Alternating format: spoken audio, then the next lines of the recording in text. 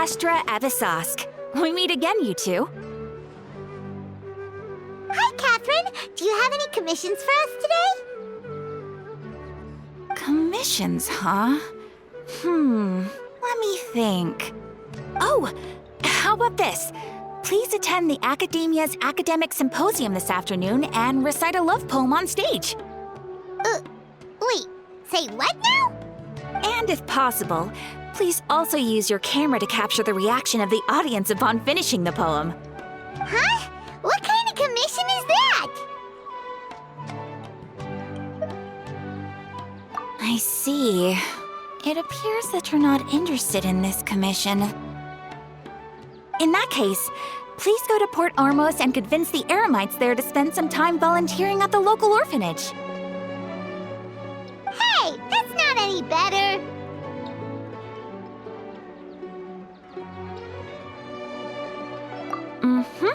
I'm sure the mercenaries will have some interesting reactions as well. Paimon's gotta ask, just who exactly has been submitting these commissions to the Adventurers Guild? Oh, the commissioner? Well, actually, I just wanted to see the two of you in action. Was it so obvious? I was hoping you would actually take one of those commissions. That kind of chance to observe humans doesn't come by often. Ah, so it's Nahida. Paimon just knew Katheryne wouldn't crack those kinds of jokes. When did you get into her head? From when she said, "Ad Astra Abyssosque." So it's been you this whole time? Are you done resting up, Nahida? Yes. I've been sleeping ever since we parted ways, and I even had a really, really long dream.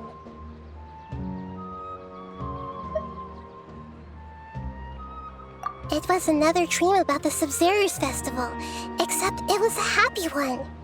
In my dream, I was sitting in the middle of a flower terrace, and everyone in Sumeru City was holding hands as they danced in circles around me. They danced round and round, and everyone looked really happy. I also got to sit on a gigantic flower carriage. Ferris, the Knight of Flowers, raised me really, really high above the ground, and I was throwing an endless amount of Yalda candies at the children. You know, Nahida, maybe your dream is how the Sub-Zero's festival really should be. It's meant to be a joyous time where everyone gets together to celebrate your birthday. Huh? Wasn't I describing a really happy dream? Why are you both looking at me like that? Wait, could this be an example of the emotion known as pity? No, we aren't pitying you. That would only make everything worse. We just don't want you to feel too sad. By the way, have you had a chance to visit Dunyarzad? How's she doing? The Homianis haven't allowed any visitors after the festival, so we haven't been able to check on her. Yes, I paid her a visit right after I woke up. She was resting at the time. Her condition is stabilized. However, since Elazar is a manifestation of the withering on the human body, we can only cure it by finding a way to take care of Irminsul's own withering. But for the moment, our top focus should still be figuring out what the sages are up to and what they're planning. Right. Who knows what'll happen if they manage to pull off another scheme like the Samsara of the Sub-Zero's festival? So our first priority should be investigating and putting a stop to the sages' activities. As for how we should pull that off, let's discuss it somewhere else. There are too many adventurers around here. Oh, good point. Sorry, adventurers. We're gonna be borrowing Katheryne for a little while.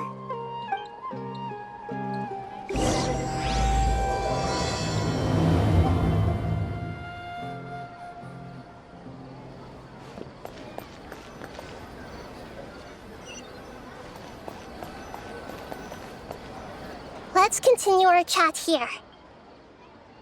Okay, so do you have any ideas on how we can investigate the sages, Nahida? Actually, I've already done a little bit of work on that. But for now, I want to hear your thoughts.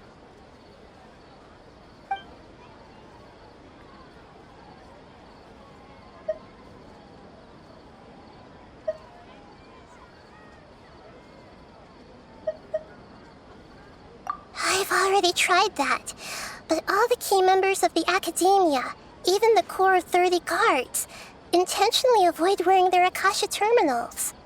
It seems that from the very beginning, they've been guarding against info leaks from the Akasha.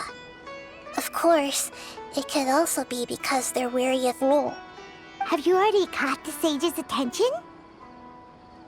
I'm guessing not yet, but distrusting me would make perfect sense if they've ever paid attention to the urban legends about me. In any case, I probably can't take over their minds directly.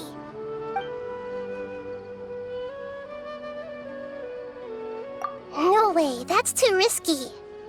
You mean it'd be too easy to get caught? No, it's not that. We shouldn't involve innocent students in this. A single mistake could completely ruin their lives. Doing that would be ignoring the safety of my people for my own selfish goals. How is that any different from what the sages are doing? That's a good point. Spoken like the god of Sumeru.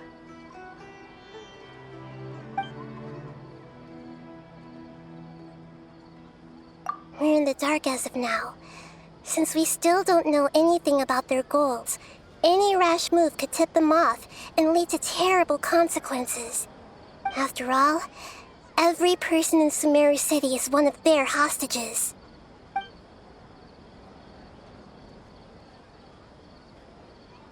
Are we really out of ideas? Nahida, you're super smart, so you already have something in mind, right? Don't keep us in suspense. Spill the beans already.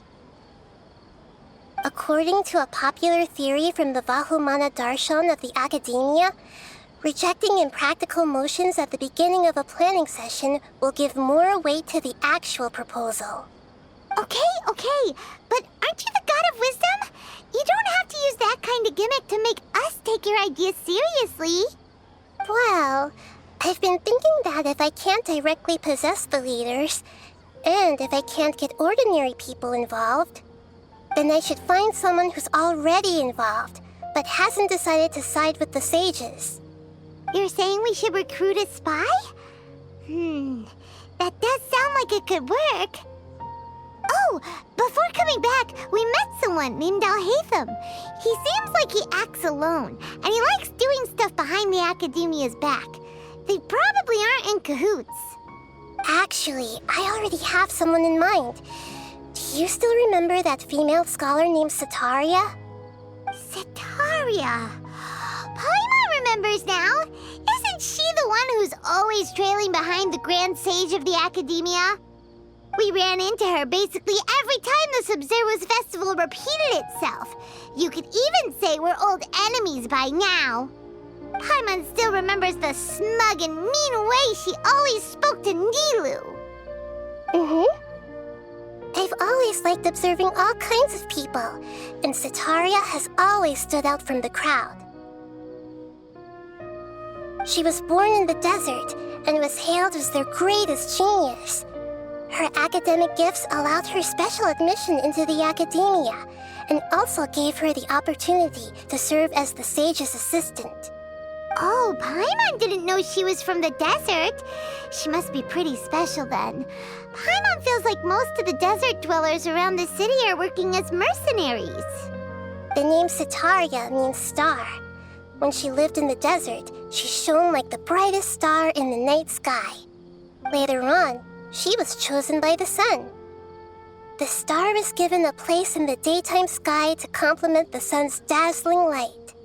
Soon after, the star witnessed the sun scorching the earth, which brought forth many disasters.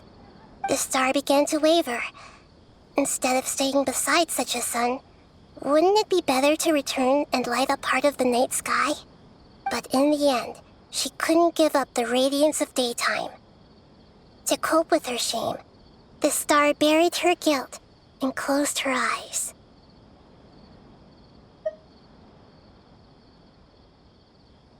From the sound of it, Sataria's just hung up on the research opportunities here. But she doesn't really support the academia. She still feels guilty about not doing more for the desert, right? She's just running away from her problems. Indeed. When they are presented with complex moral issues, many people will simply plug their ears and go with the flow until the problem can't be fixed anymore. She's suppressing a lot of guilt, but before she realized it, she had already become the sage's accomplice. She can't deny her part in their schemes anymore.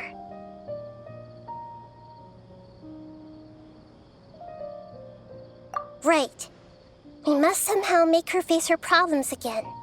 That way, not only can we get useful intel from her, but she can also use it as an opportunity to redeem herself. From my past observations, Sataria will take a day off from the academia every 10 days to do some shopping in the city. Tomorrow afternoon just happens to be a shopping day for her. That'll be our chance. To prepare, let's go check out some of her favorite spots and have a quick chat with a few of the vendors there.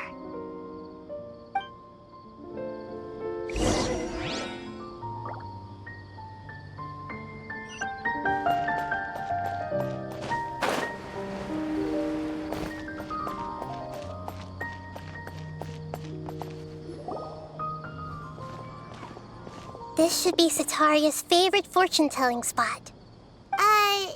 So should we ask the fortune teller about Sataria? No, I already have enough information on Sataria. The most important thing now is for you to pay attention to the vendor's talking style and key characteristics. Talking style and key characteristics? My poor lost lambs, have you become troubled over your fates? The divine voice of wisdom often echoes between mine ears. If thou be blessed today by the gods, I may be able to show you the way. Huh? Really? Nahida, you've been whispering things to her? Shh. My friend here has some doubts regarding his future. Can we get a fortune reading for him? Of course, of course. In that case...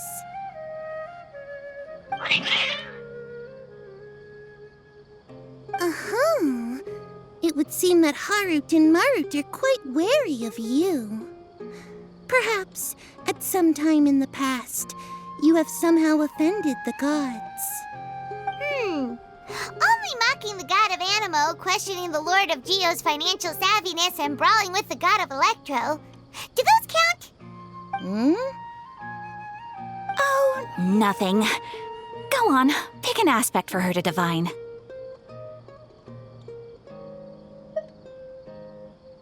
Love prospects? No problem at all.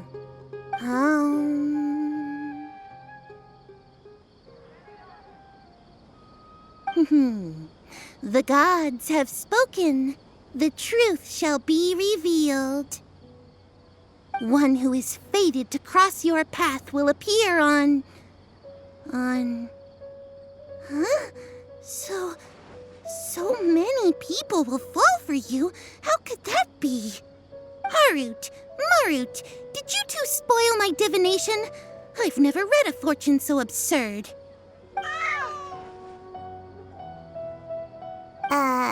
Actually, Paimon thinks this is probably the most accurate fortune-telling you've ever done. I admit that the orientation of today's celestial matrix is, suboptimal. As such, there will be no charge. Is that so? Well, that can't be helped. If you were to bring some food offerings for Harut and Marut on your next visit, perhaps they could help you reverse the wheels of fate.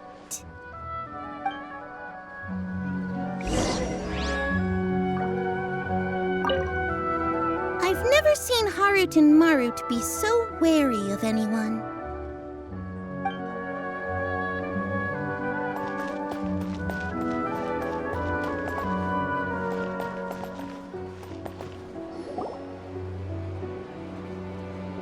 Is this another one of Sataria's favorite stalls? Yep, it belongs to a king. His father helped Sataria a lot when she first moved to Samari City, so she still comes by whenever she has time. When I start talking with him, listen carefully to the details of our conversation. Ah, dear customers! Would you like to look at some pottery? We caught wind of your great craftsmanship, so we specifically came to take a look. Oh, I recognize you. Aren't you Miss Katheryne from the Adventurers Guild? Sounds like I'm in for some big business. Speaking of, where did you learn this trade? I suppose you could say it all started with my dad. He's a mason by trade, but I picked up an interest in clay while apprenticing for him. After that, I began making pottery by myself in secret, and I simply changed trades when my works turned out well. Although it's a pity that I'm no longer making much use of the knowledge provided to me by the Akasha. That's nice. You're making a living doing something you love. So is your father still working as a mason? Oh no, not anymore. A few years back, he fell from a roof and broke his leg. Since he had already saved enough Mora over all these years, he's just enjoying the retired life in Port Ormos nowadays. I see. We wish him peace and happiness in his retirement. I'll have someone in charge of logistics at the guild come by another day for some goods. We'll leave you to it. Take care now. No problem. Rest easy, all our goods are sure to meet your every need.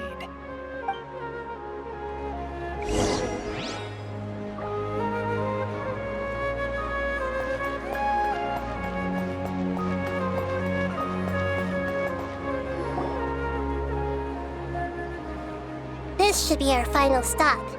Sataria's always thinking of this restaurant when she's working at the academia, so she always comes by whenever she's out in the city. Nahida, you've really thought of everything.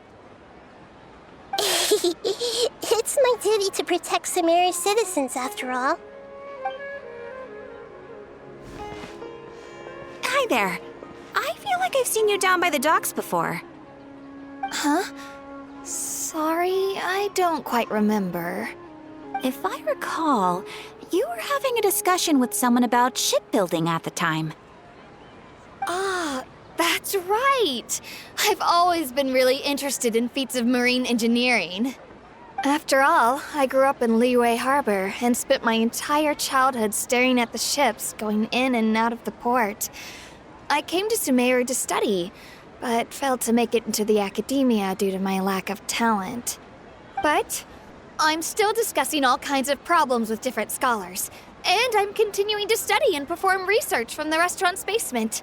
I'm sure I'll get to the academia after their next round of exams. What an admirable spirit for learning. Amazing!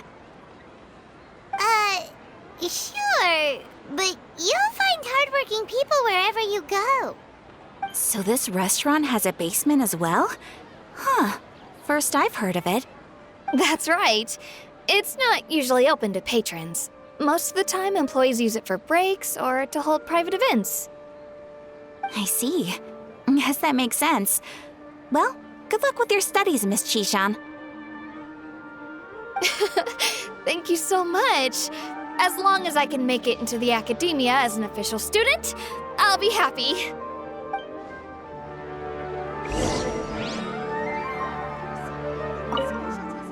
I must have met her somewhere. Why can't I remember?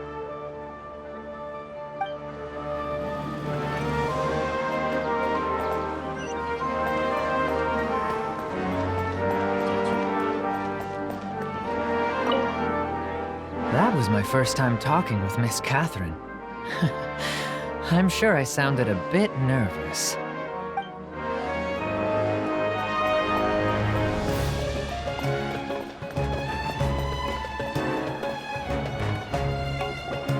So, was that everybody? Mm-hmm. 3 familiar faces should be enough for Sataria. What's the point of all the information we've collected? Nahida Cheetah, you still haven't told us how you're planning to make Sataria face her problems. Sataria is already used to avoiding her problems, so we must find a way to break through her usual sensibilities. I remember you mentioned that the Eremites in Port Ormuz are all making a fuss about the upcoming resurrection of King Deshret. Although it's all just a boatload of nonsense, the fate of her homeland may turn out to be Sataria's soft spot. Oh, Paimon gets it now! You want to take advantage of the guilt Sataria feels about her homeland. Although she knows she should return home to help the people of the desert, all she's done is conspire with the sages.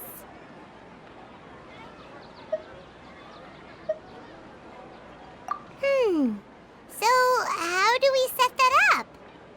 Well, King Deshret is long gone, and Sataria is also too smart to fall for any simple tricks. If we simply engaged her under the guise of King Deshret's believers, she would definitely be wary of us, and we may not get anywhere. But if we were to borrow some of her close acquaintances to talk with her, her reaction would probably be very different. So, you mean you're going to possess those people we just talked to? Yep. Possess them through the Akasha. Imply they've already converted to the faith of King Deshret, and then convey our made-up will of King Deshret. As long as everything goes smoothly, we'll get through to Sataria for sure. She'll never guess that we had anything to do with it. Ah, so that's how you're going to use all the info we collected on these people. It's so that you won't slip up and break form. Possessing them will only work if you can manage to pass off as them. Exactly. So, best of luck with impersonating them. Huh? Best of luck? But we don't know how to possess anyone. That's no problem at all. I'll just share all their senses with you once I've possessed them. As long as you're also wearing an Akasha terminal, the effect will basically be as if you've possessed them yourself. Huh. That is pretty convenient. But why does he have to do this? Can't you do it yourself? Although I've been observing humans for a while, I've never been good at imitating them. You're not wrong. It's always been painfully obvious whenever you try to pass as Katheryne.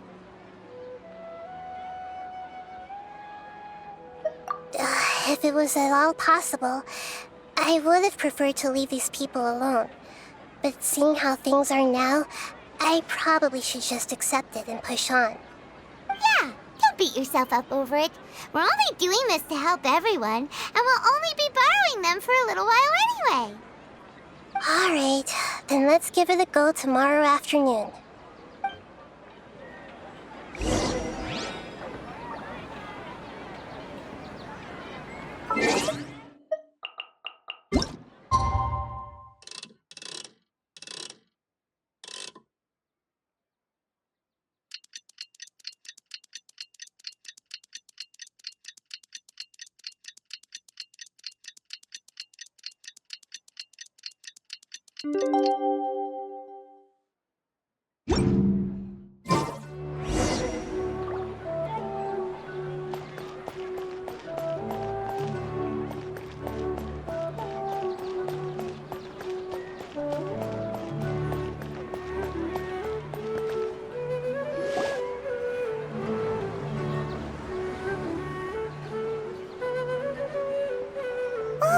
Here she comes! Sataria's here!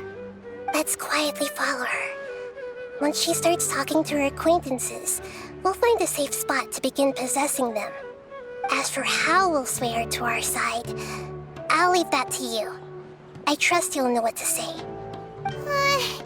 Paimon's starting to feel kinda nervous. Okay, let's go.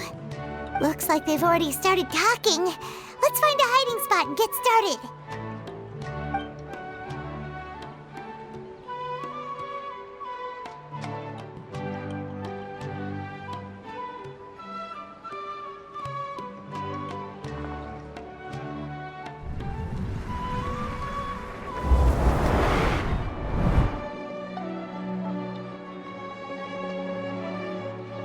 That's right. You really can't force anything when it comes to love.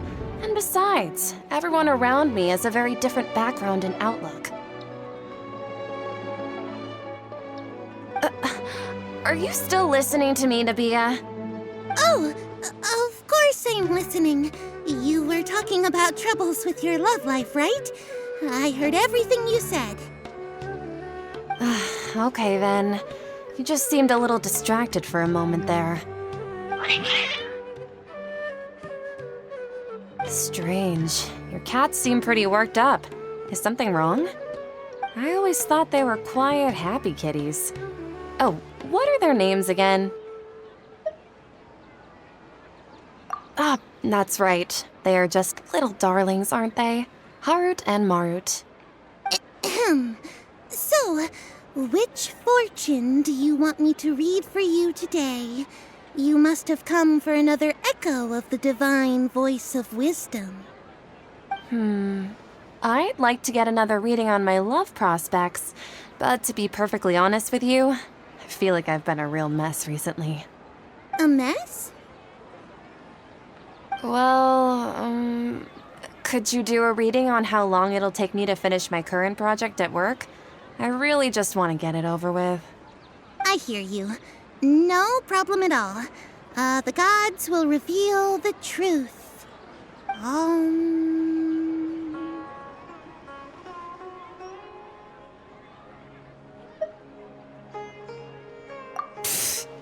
Sorry, your new laugh is just so hilarious. I couldn't help it. Oh, please pay no mind to those kinds of details. The gods are asking, Setaria, why haven't you gone home? Why haven't I gone home? Do the gods really know everything I've been thinking about? Setaria, why don't you just go home? It's a demand now instead of a question. The gods seem to be truly upset. I'm sorry. I know I failed the gods. Please pass on my most sincere apologies and ask for their divine forgiveness. And if I may ask, Nabia, is there a specific god who's speaking to you right now?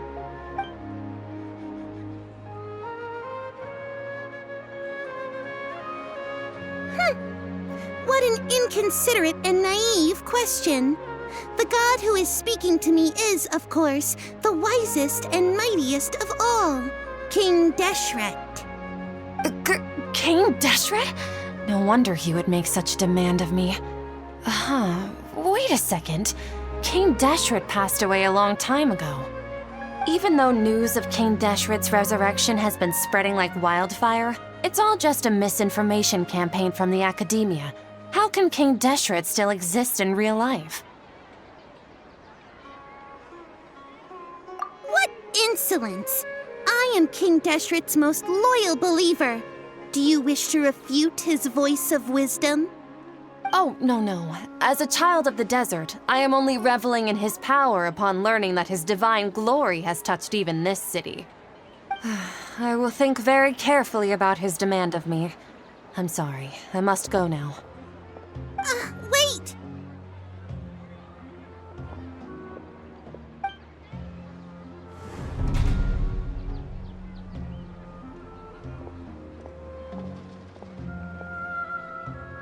Whoa, she just ran off in a hurry. She looked pretty upset too. Well done. Setaria didn't seem to suspect anything amiss. To have something she's been trying desperately to avoid show up out of nowhere and berate her, that must have shaken her to the core. Aw, Nahida, it seems like you understand human emotions really well after all. All I know are some abstract Harava-taught theories. In any case, my time with you has shown a lot of them to be utterly useless. I'm still trying to make sense of everything. Anyway, enough of that. Let's hurry and catch up to Setaria. He's out of Keems now, right on cue. Let's get ready to possess him right away!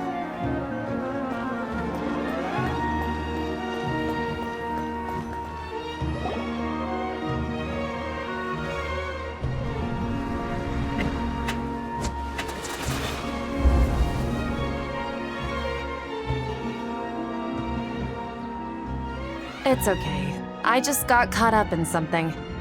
Oh, actually, didn't you ask me to help you look for work? What kind of work were you looking for again? Oh, right. Your old man's craft. How could I forget? Speaking of, how's he doing? Is he feeling any better? Oh, that's good to hear. I have been thinking a lot about him. If I could get some more time off, I'd love to pay him a visit. Actually, while we're talking about him, is he still living in Port Ormos? Yeah, he's been retired there for a while. If you could find the time, please write him a letter. Let him know that recently, faith in King Deshret has taken root in Port Ormos and has begun to spread across Sumeru. He has a quick temper and has always been a devout follower of the Dendro Archon. I don't want him to get into a fight with those King Deshret believers because of a difference in beliefs. Oh? So, who are you siding with in all of this? The Academia or King Deshret? I'm so jealous of you. You were born a child of the desert, yet you chose to betray King Deshret, and now you spend all your time with those crooks from the Academia. Akeem, you don't mean you've also become a believer of King Deshret? What's so strange about becoming a believer of the wise King Deshret? In fact, aren't you the strange one? The one who still can't pick a side? Can't pick a side? Me? Whoa! Paimon had no idea you'd be so good at this!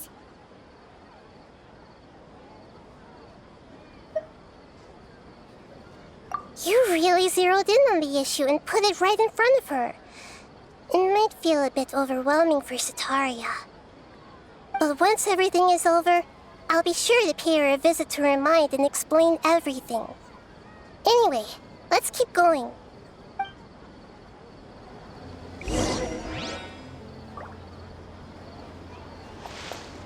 Come on! Setaria's already started talking with Shishan! Whoa. What happened just now? Wasn't I talking with Setaria? Where'd she go?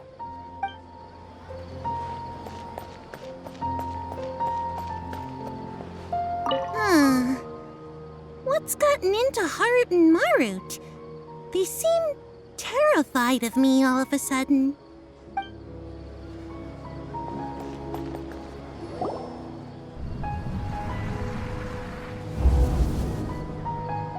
So, Shishan, have you noticed anything weird in the city lately? Like, as if someone was trying to preach to you about something? Oh, right. Speaking of strange things, I celebrated the Sub-Zerus festival so many times that I lost count. That was really weird. Wait, how could you be aware of that? That should be impossible. Nothing in the report indicated anything like that. Are you still failing to realize that the Academia's lowly tricks could never deceive all of Sumeru's citizens? Shishan, don't tell me that you've converted to King Deshret as well! What an absurd question. You make it sound like I should be ashamed for becoming a believer of King Deshret. In reality, shouldn't you be the one who is ashamed? You, who works side by side with the Academia and treated people as nothing more than experimental subjects? Please, please stop!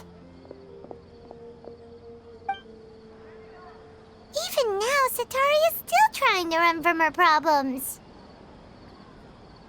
She can no longer justify everything to herself. Hey, she's trying to talk to the guards! What should we do? This is the most important part of all. Quick, get ready. Mercenary, you're a member of the Corps of 30, correct? Please help me pass a message to the Matra right away. The situation in the city is getting out of control. Please, try to remain calm, miss. Tell me what's happening in the city. Heretics are infiltrating the city, and they've already converted many residents to their side.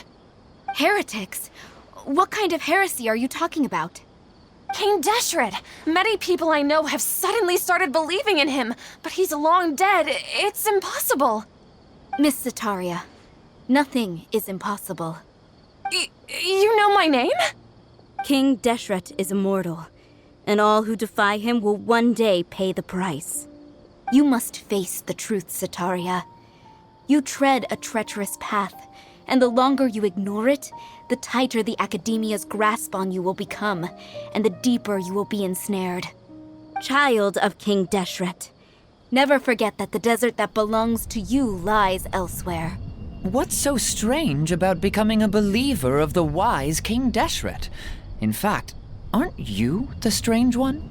The one who still can't pick a side?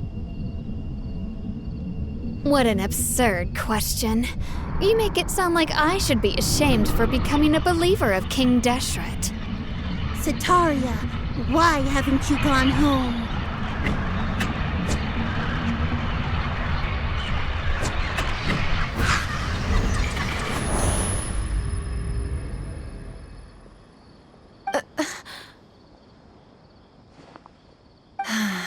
It seems that no matter where I run, I only keep finding more believers of King Deshret. I have to say, this is a familiar feeling. I've also been running from my guilt this whole time. Guilt over my part in the Sage's plans, and from ignoring the letters from the children of my homeland. But no matter how much I may try to ignore or get rid of it, my guilt always comes back.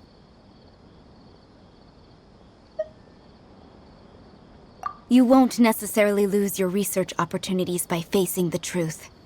Besides, did you really want to conduct your research while carrying such heavy feelings of guilt? How do you know me so well? Are you truly just a believer of King Deshret? Or are you the god himself? That's not important. The important thing is to pass judgment on the Academia and its sages, and to correct their mistakes. If you could provide some assistance in this matter, perhaps it could serve as a form of atonement. I've actually never believed in the gods, but I've always believed in serendipity. Your appearance must be a fated opportunity for me to get out of this wretched situation.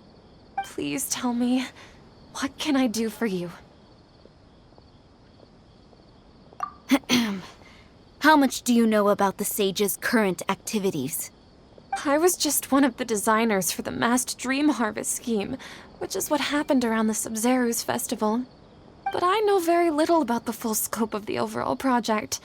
I'd assume that only staff with the highest clearance would have access to those confidential documents. I've just been working to meet the Grand Sage's specified requirements. However, there's something that's been really bothering me. I heard that a scholar who was previously expelled has returned to the city, and even the sages are still quite wary of him. To fight against the Academia, we will need to figure out the nature and the purpose of their work. Is there a way for us to get access to the confidential documents you mentioned? It should be possible if we're willing to take some risks. After all, I'm an assistant to the Grand Sage, and I've been working on many tasks outside of the project. One thing, though, I won't be able to transfer the documents to you through the Akasha once I get my hands on them. The sages have always closely monitored all activities within the Akasha. Let me see. Let's use the most primitive method. Send someone to pick up the documents tomorrow evening at the Academia entrance. The Academia entrance. Wouldn't that be too conspicuous? Don't worry about that. I assure you, this won't be a trap. I'm only suggesting this location because it'll draw more scrutiny for me to leave the Academia again. It'll be safest for me to distract the guards long enough to hand you the documents. All right, I trust you. So, if I were to successfully complete this task, would it mean I've atoned for my wrongdoings? That'll depend on the judgment of the Dendro Archon. The Dendro Archon. That's right. Her people are the ones we have endangered.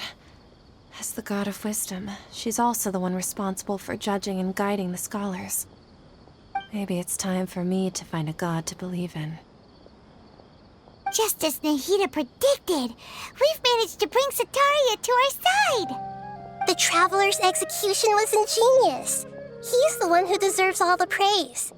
Well, now that we've made plans to meet again tomorrow evening, all we can do is pray for Sataria's mission to go off without a hitch. Pray? But if we're going to pray to the gods, aren't we just praying to you? God of wisdom and guardian of the scholars? No. The truth is the true guardian of scholars. I've always believed that. Anyway, let's meet again tomorrow evening at the Adventurers Guild.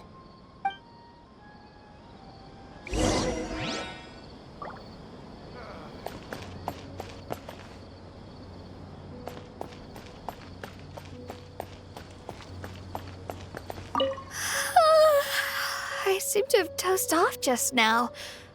Maybe I studied way too late last night? Oh, I'm sorry. Can I help you with anything?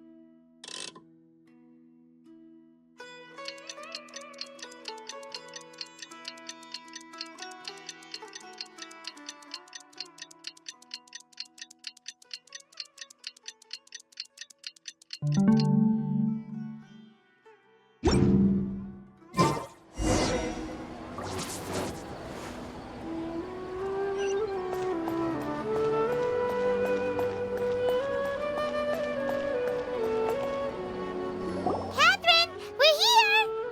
Oh, you are the other Katheryne, right? That's right. I suppose I'm the other Katheryne in your mind. Shh! We're on a secret mission tonight, so we need to protect Katheryne's identity. Yep, Paimon's right. We cannot fully rule out the chance that the meetup tonight is just a trap. If something were to happen, my existence may be the only trump card we'll be able to play. After all, the Academia should still be unable to confirm the existence of my consciousness in the outside world. Yep, exactly. Just what Paimon was thinking. Anyway, enough about that. Let's just make sure to be on our guard. Off? What do you feel is off? It's the middle of the night. Of course it's quiet. You're not getting paranoid, are you? No, I think he's right. It really is a lot quieter than usual. If you look around, there seems to be fewer people on the streets. I'm not sure if this is the case for the entire city, though. Huh. Maybe it's just a coincidence. Maybe Sataria figured out a way to not only distract the guards, but also to get everyone to go to sleep early, just so we can exchange the documents in peace. I also can't quite figure out why things feel a little off. But now that we're here, let's go ahead and meet her as we planned. Well, regardless, as long as you're here with us, Paimon feels a little safer.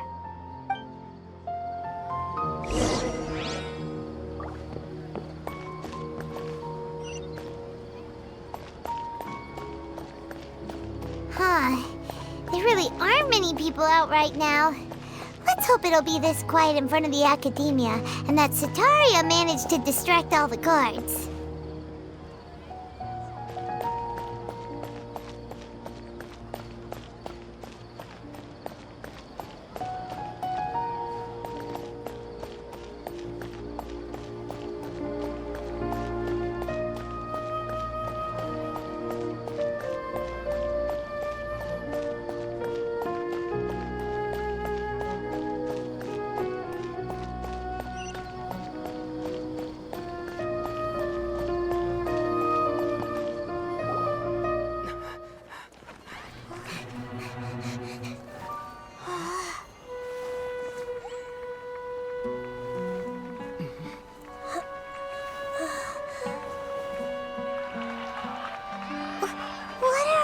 people doing here at this hour of the night? Ah, the triumphant hero returns at last. And to a rather spectacular welcome, even if I do say so myself. You're the outcast, expelled from the academia. Indeed I am. Although these days they tend to call me the Doctor.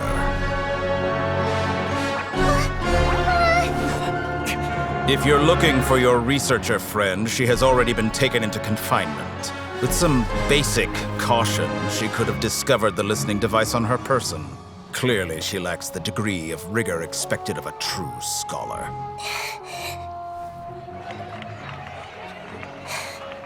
The people of Sumeru City. What have you done to them? I simply made some minor adjustments to their Akasha terminals. Now they can deposit information directly into the subconscious. As you can see, all these lovely people now believe this traveler is a hero who has just saved the world. My experiment is a success. And now it seems they can no longer hold back their sheer adoration. Oh no, what should we do? These are all just regular people. Leave now. You need to get out of here. But that guy's a Fatui Harbinger! We can't just leave you here! Nor can I abandon the people of Sumeru.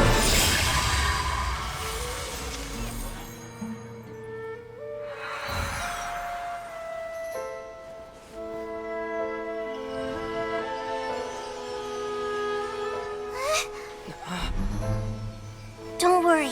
We'll meet again outside of the city.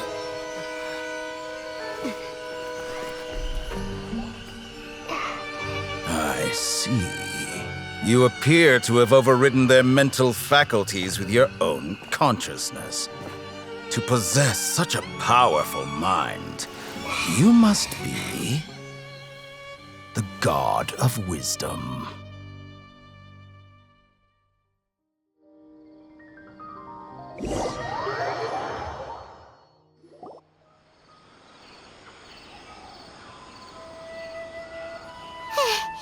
This should be far enough. Whew.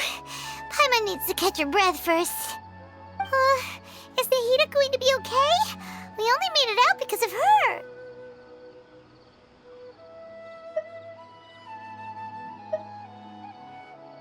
Paimon wasn't counting on running into a new Harbinger here, let alone such a high-ranking one. That guy was number 2. So scary. He called himself the Doctor. Remember, Tighnari told us about him. Sataria did say that someone who once got expelled from the academia came back recently. And that even the sages are wary of him. Yep, sounds like she must have been talking about the Doctor.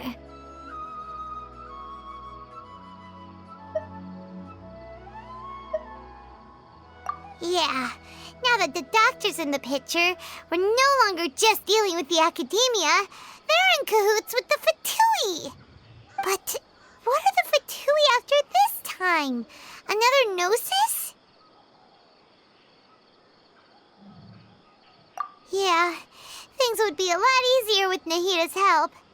Nahida said we'll meet again outside of the city. But we can't just keep waiting around, right?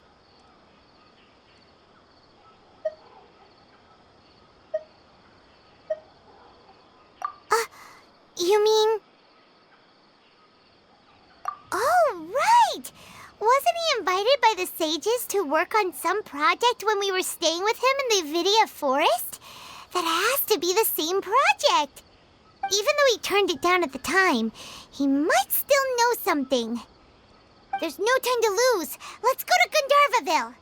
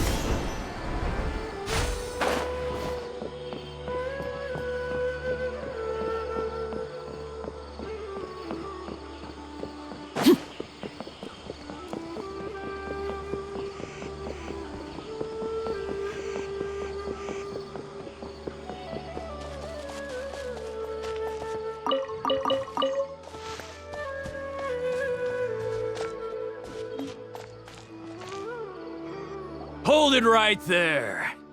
A blonde-haired traveler and a floating fairy. We've got you all right. Take a look around. You've fallen right into our trap. Are you mercenaries from the Corps of 30? Did you come here to arrest us? Corps of 30? We're nothing like those government lapdogs who don't even get scraps for their work. We are an elite brigade that commands the highest commission rate in all of Sumeru. We're here on the orders of a client known only as the Outcast. The Outcast? An outcast from the Academia?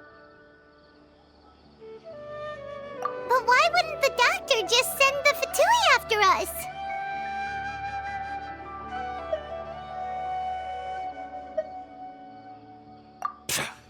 Still wasting time on idle chit-chat. We'll shut you up soon enough. Get them! You're up, Traveler! Following orders. New Laid bare. There is no escape! Take that! Final warning! Hands where I can see them! You're dead meat! New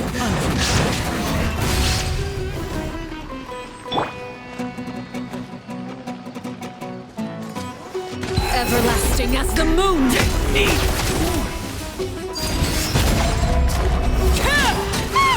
It isn't over yet! Here comes reinforcements! On to oblivion! I'll take my That was pretty rough. Is that what elite mercenaries are like? Yeah, looks like we'll have to keep our guards up. But this doctor guy seems like a pretty tough opponent. He knew exactly where to set up an ambush. Did he predict that we would try to find Tighnari? Going up against smart people is tough. Anyway, let's keep going.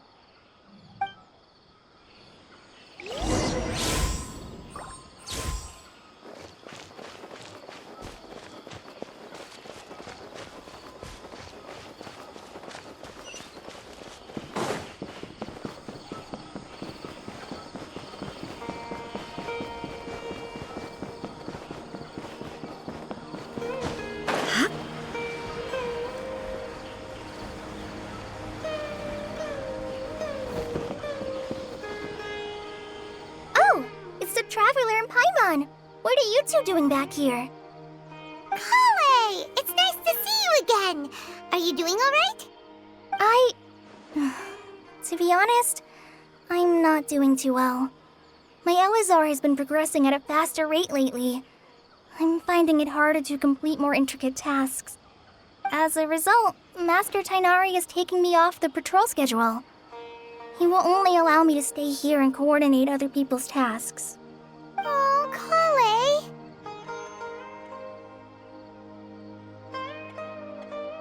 Speaking of Tighnari, did he go off on patrol? We're here to talk to him. Oh, Master Tighnari? He just left the Avidia Forest a little while ago. He was headed to Party's DI. Huh? He left? But isn't Tighnari always saying that he never wants to leave the Avidia Forest? He even turned down the Sage's invitation. I thought it was weird too. Master Tighnari always prioritizes his work as a forest watcher above everything. He almost never leaves his post. He left in a hurry this time, though. No, I only found out that he left through a message he left behind. He also made sure to delegate all his tasks using a schedule. To leave in such a hurry? I'd guess he had something urgent to take care of. Master Tighnari originally studied in the Amorta Darshan of the Academia, and Partis DI is something like the Amorta's research base. Many rare shrubs and grasses have been planted there for research. I know that before he became a forest watcher, Master Tighnari once spent a long time conducting research at Partis DI. A research base, huh? Gotta wonder what kind of research Tighnari just decided to work on all of a sudden. Oh, we don't have a lot of time, so let's go look for him at Party's DI.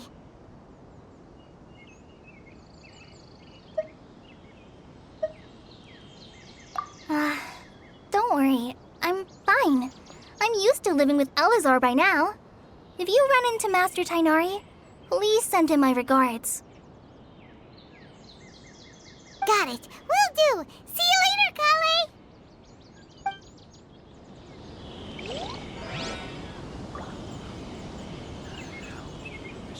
I had already made up my mind, to be honest with you, so I didn't try to hide my current condition. Don't worry about me. I'll be fine.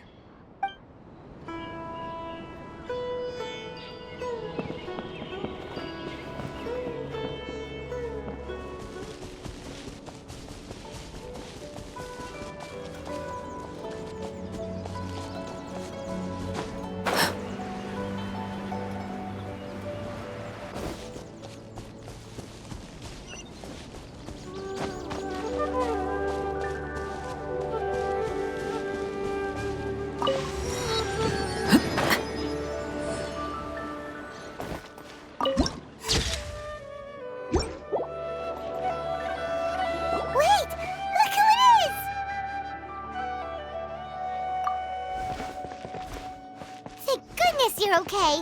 We were so worried about you.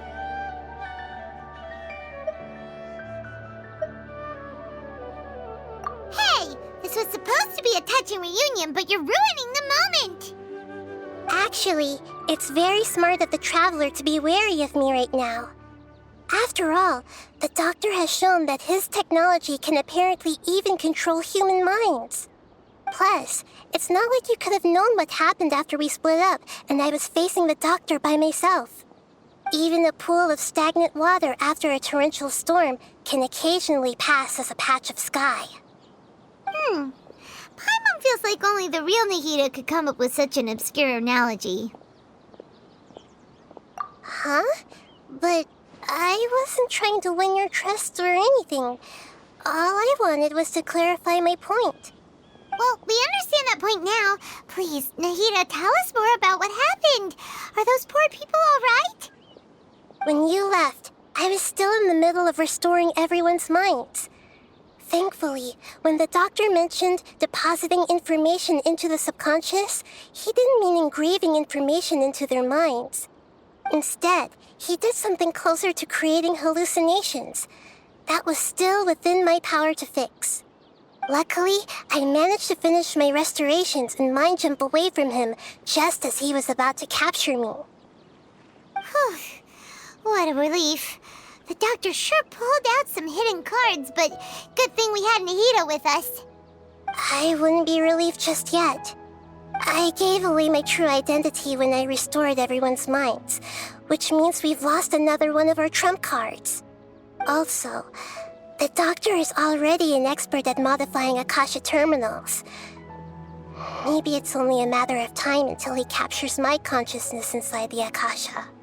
Would that mean you'd no longer be able to jump between minds? Then how do we stop him? He's still at the Academia, so it's possible he already started messing with the Akasha.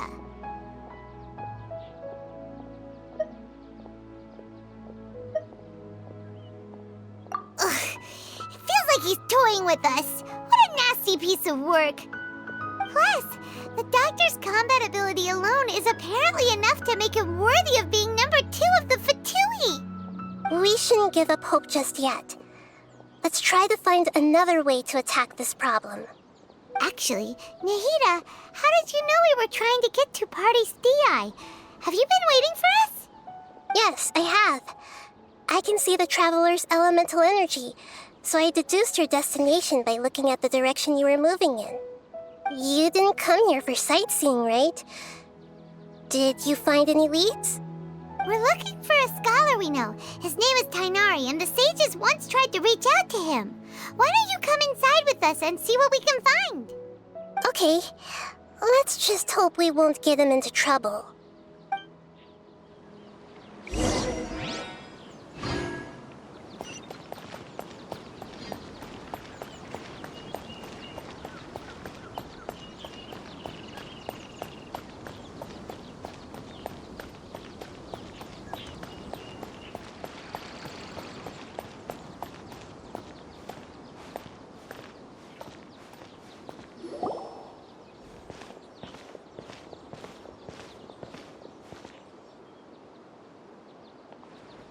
traveler? It is you! Ah, it's Hypatia! Ah, what a pleasant surprise!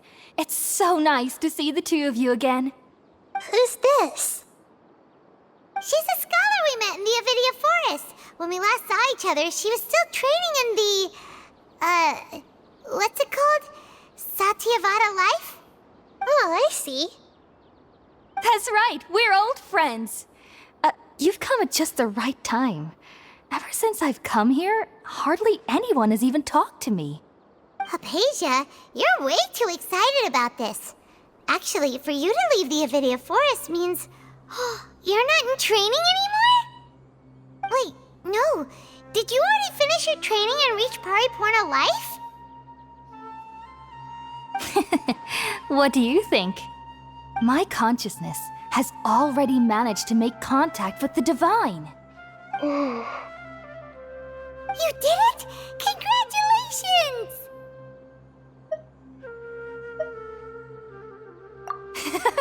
It's so exhilarating to share this sublime joy with others at long last! When my consciousness made contact with the gods. Ah, what a supreme and unparalleled experience that was!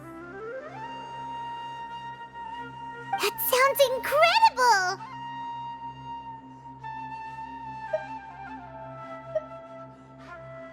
Oh, all right. Actually, please wait. I haven't forgotten my promise to you. Remember?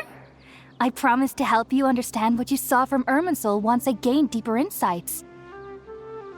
My current self has not only gained true insight, but I can even help you establish a direct connection to the consciousness of the divine. You can do that? I've never heard of anything like that, but if you want to give it a try, I'll do my best to protect your consciousness during the process. Hold on. I brought some spirit borneal with me. This is still a crucial part of the ceremony. We're using that incense again? All right now. Hold my hand. I'll help you establish a pathway to connect your consciousness. Okay. Ready?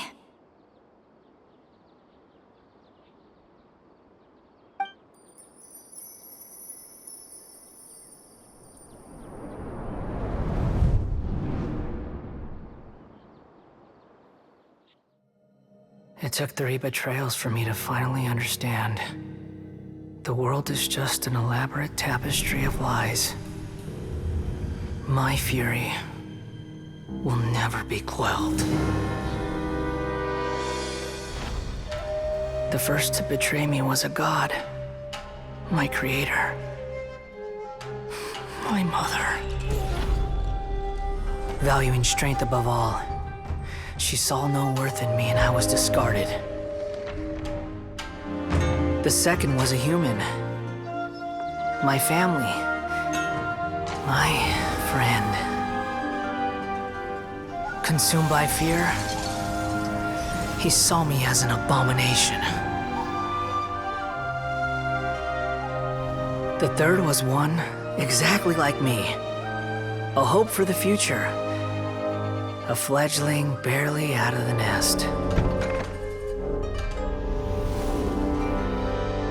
Powerless before his mortality, he broke his promise to me. Humans, they can't be trusted. And the gods fill me with pure loathing. So I said good riddance. I denounced the world and laugh in its face. My chest will never again be defiled by worldly filth. I will scrub away every last trace of human emotion. Then it will be empty, a blank slate, and ready to receive a supreme gnosis, brimming with pure divinity.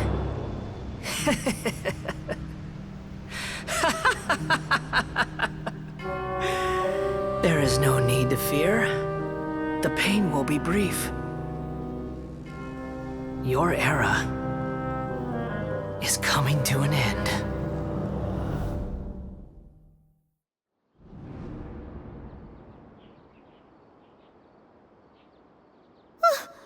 What was that?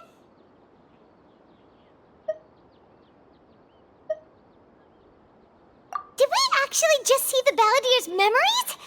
Everything matches what we know about him. But how is he connected to the divine consciousness that Hypatia was talking about? You saw it, right? You felt it, right? Such a majestic god! Such a noble will! Such sublime emotion! Alas, shame. If only that which beats within my chest wasn't a filthy mortal heart. Oh, great and merciful God, please grant me forgiveness and salvation. Do you understand now? I'm afraid this is no periportal life, but rather... Ah! You! Why are you so mean to me? Why is everyone hiding from me? I found divine wisdom. Shouldn't I receive praise and honor? Haven't I uncovered that light in the darkness? Hypatia? That's how I always thought everything should be. Wait. Have I already lost my mind?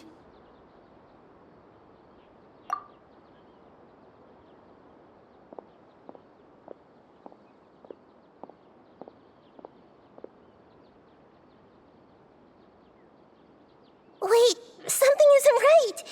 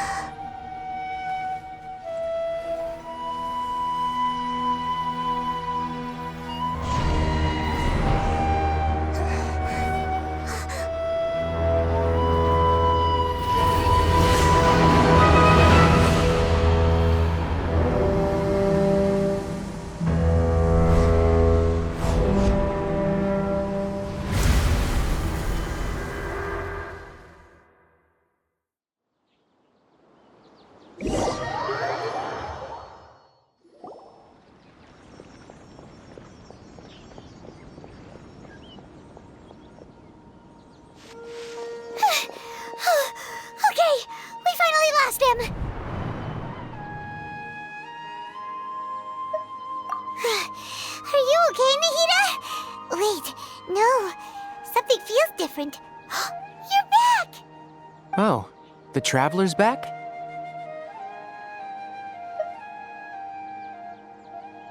Nahida was controlling your body for a while. It seemed like she jumped over to you as an emergency measure right before the Katheryne puppet was destroyed. After that, Tighnari heard the commotion and came over. He helped us defeat the mercenaries and then he ran with us all the way here.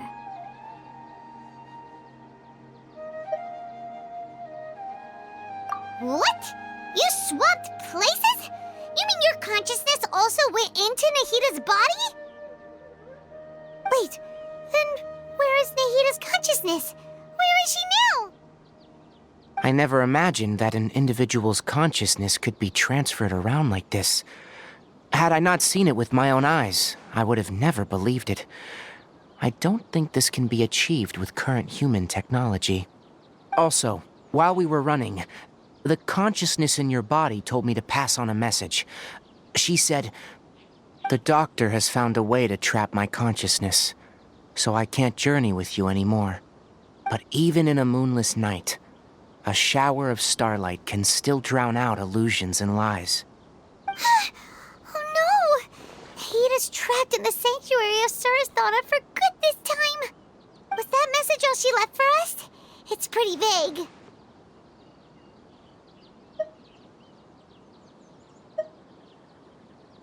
Oh, that makes sense! Since the doctor captured her, she won't be able to say anything without him knowing! She's being extra careful. Even in a moonless night, a shower of starlight can still drown out illusions and lies. Huh. Paimon knows the moon illusions and lies are from the alchemical divination at the Sabzeruz festival. Didn't Nahita use a starlight analogy before? It had something to do with Sataria.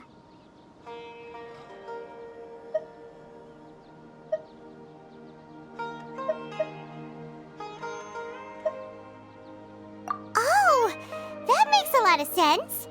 Huh. Do you think Nahita was telling us to go find help in the desert? But she isn't with us anymore. Think we'll be okay? Paimon, you said Sanctuary of Suristhana, correct? Does this mean that this Nahita you're talking about, the consciousness who was occupying the traveler's body, is the Dendro Archon? Your guess is correct, but the situation's a bit complicated, so it's really hard for us to explain right now. That's all right. A scholar's curiosity doesn't need to be appeased right away. As for the complicated nature of the situation, safe to say I have witnessed that for myself. I've spent some time with you, and it looks like the Dendro Archon's also on your side. So, I trust you. Thank you, Tighnari. Oh, actually, we came here to ask you a question. What do you know about the project that the sages have been working on? That. While I was indeed invited to join that project, the sages were always secretive about its scope and goals, so I eventually declined. All I know is that the project has something to do with the restoration of Irminsul.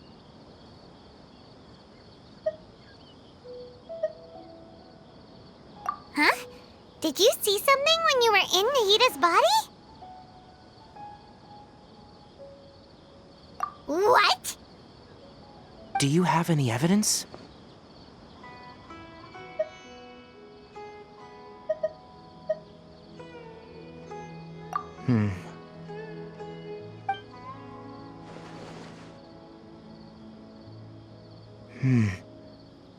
So that's what happened. That explains why Hypatia's symptoms were different from those of the other scholars who went mad. It's because she made contact with the consciousness of a new god who is still in the process of being born. Tighnari, did you leave the Avidia Forest because of Hypatia? I did. I noticed Hypatia's mental anomalies, but since her symptoms were rather atypical, I secretly took her to Pardis Di and began searching for a way to return her to her normal self.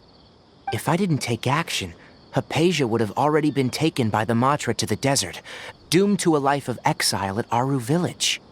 Now that you mention it, I knew the Academia has never thought particularly highly of Lesser Lord Kusanali, but I still didn't expect them to do something as arrogant as creating a new god. Looks like I made the right decision by not accepting their invitation.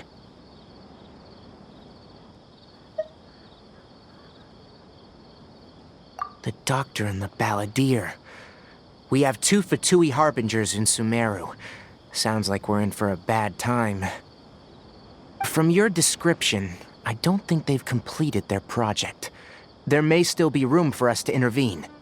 But then, what is the connection between creating a new god and restoring Irminsul? Yeah, it feels like we're still nowhere close to figuring out the sage's goals.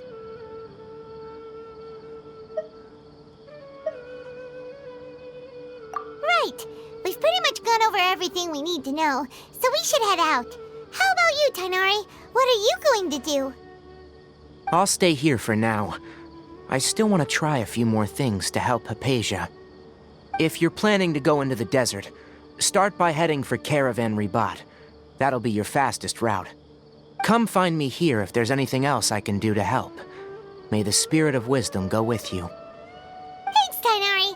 Hopefully Hypatia will feel better soon. We're off then.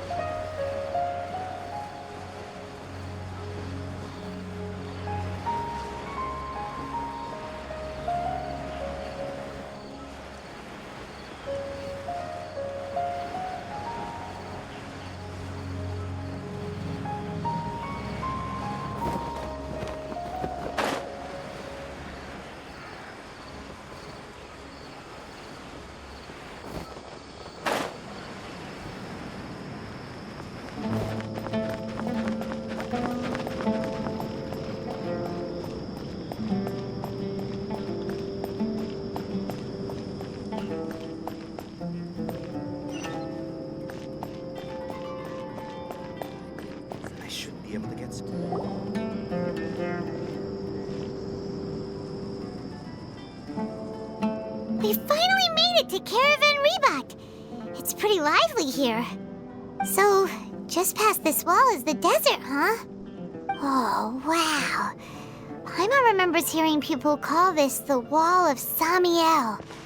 It's made to block sandstorms from the outside. Oh, if it's this tall, it's gotta be the divine work of Greater Lord Rukkhadevata, right?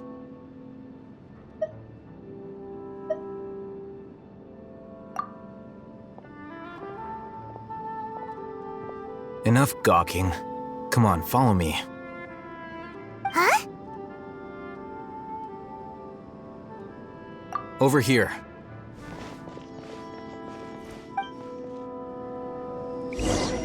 Alhaitham went that way! Let's hurry up and follow him. Wonder what he's up to.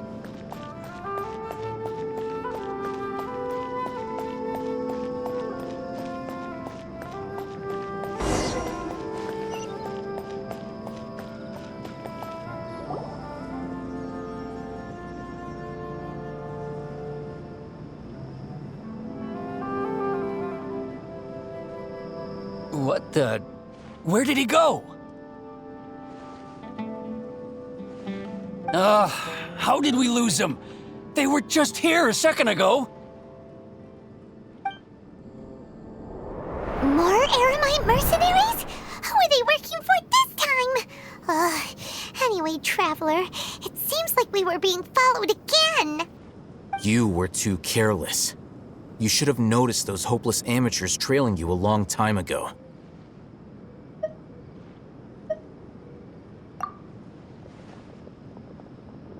There's no need to thank me. I've never cared to keep track of personal favors. All I did was correct a mistake I happened to come across. It's a habit I developed at the Academia. You really gave Paimon a scare, Alhaitham. We never thought we'd run into you here. Last time we met at Port Ormos, didn't you say you were going back to the Academia? Wait, don't tell Paimon that you're here to take us back on their orders. Oh, so you've already landed yourselves on the Academia's hit list. I can't say that I didn't expect it. However, had I wished to turn you over to the Academia, don't you think you'd already be the Eremites' honored guests by now? Oh, right. You do have a point. I have no interest in running errands for that project. As a scholar, I've always belonged to the camp that promotes researcher autonomy. And these days, you're more fascinating than anything the sages can offer. Not quite. To tell you the truth, I'm still investigating the Divine Knowledge Capsule. Unfortunately, I've run into some difficulties. Everyone says the capsule originated in the desert and was eventually moved to Port Ormos. If I am to get to the bottom of this, I must understand how the capsule first came to be. Which brings me back to you and why you're so interesting. The leader of Ain al-Ahmar used the Divine Knowledge Capsule right in front of you, and upon seeing him, your expression became perplexed, and you were lost in thought for quite some time. To have that kind of reaction, I think you must have realized something. Are you interested at all in sharing what you've been hiding from me?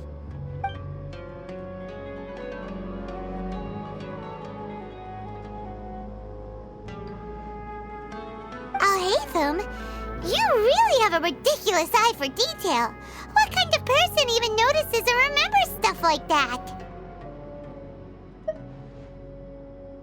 So that's your answer. Well, I do work for the Academia after all. So considering that, it is indeed wise to keep your cards close to your chest. But that does prove you do have some undisclosed information about the Divine Knowledge Capsule. Am I right? No matter. Rather than simply learning the answers from you, I'd still prefer to investigate on my own. Speaking of, you two are also headed to the desert? That's right! We have the same plan as you! But we don't really have any concrete goals at the moment. Then I'd suggest starting with Aru Village. It's the largest settlement in the desert, so it'll probably have more resources and intel than anywhere else. Well, would you like to head there together? It's always better to travel with someone you know. Let's go!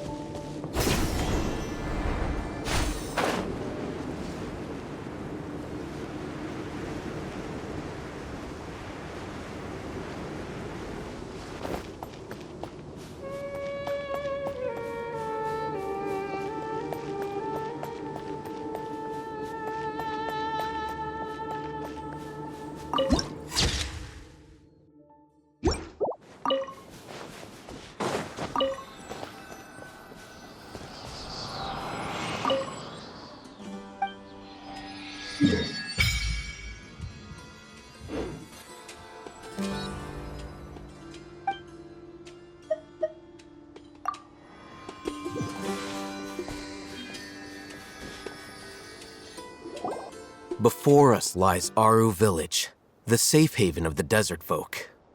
Whoa, this landscape is really something else. What a cool place! Let's go check it out!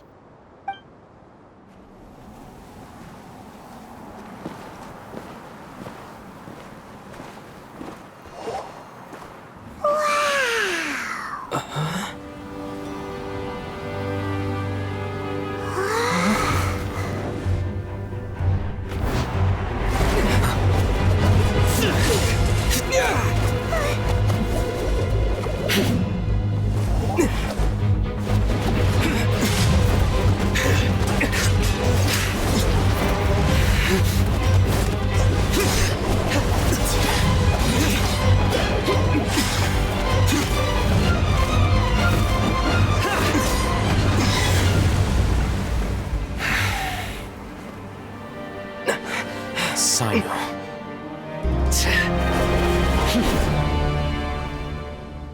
Unless my memory fails me, we have barely spoken 2 words to each other before now at the Academia. Would you care to enlighten me as to when and how I invited the General Mahamatra's wrath? Alhaitham, do not think you can escape my judgment just because you managed to escape my attack. Judgment? So that's how you'd characterize your actions here, is it? Or would elimination perhaps be a more accurate description? Had I used my full strength, not even this traveler would have been able to stop me. Though styled like an assassination, I sought only to ensure that my target would be unable to flee or resist. Standard practice for the Matra, as well you know. Seemed to me more like your own personal touch. Who is that, Alhaitham? Did you call him General Mahamatra? Yes. General Mahamatra Cyno, head of all the Matra at the Academia. He's a formidable hunter, and the ultimate nightmare for any who have committed academic crimes. You seem to have placed a lot of trust in Alhaitham, to the point of blocking an attack for him. If I were you, I'd never choose to side with him. I wouldn't believe a single word that comes out of his mouth. I have been pursuing this scribe for a long time. I urge you, stand back and do not seek to defend him any longer. Otherwise, there will be consequences.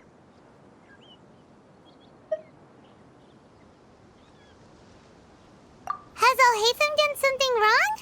Paimon doesn't think he's as bad as you've made him out to be. I won't waste my breath explaining things. Alhaitham, I saw it during our fight. Take it out. The divine knowledge capsule you're hiding on your person. Unless you want me to retrieve it for myself. Very perceptive of you. Nothing escapes a Matra's senses. Wait, the divine knowledge capsule? Didn't it fall into the Matra's hands in Port Ormos? No wonder you speak with such confidence, Cyno. But I must admit, I'm very curious. What does this capsule mean to you? And why, as General Mahamatra of the Academia, are you all alone in the desert?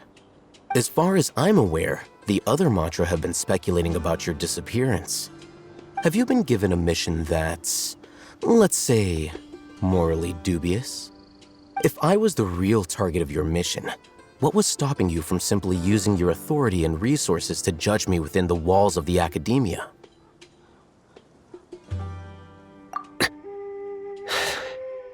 I should have known you'd be difficult to deal with. You two? Ugh! What you would do, Traveler? Paimon feels like we can't trust either of them! Ahem. Well, look at you two, acting all tough and self-righteous over there. Wait, Dia?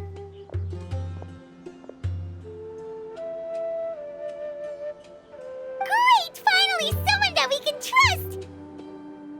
You gotta help us out here, otherwise these two are gonna start fighting again! Yeah, sure looks that way.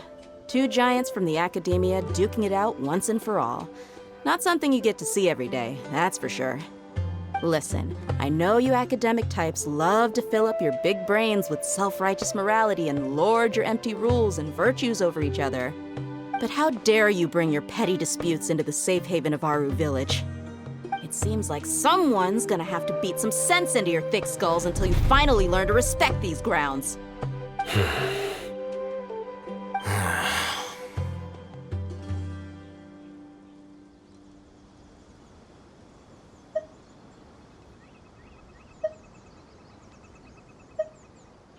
Hey, did either of you hear a word I just said?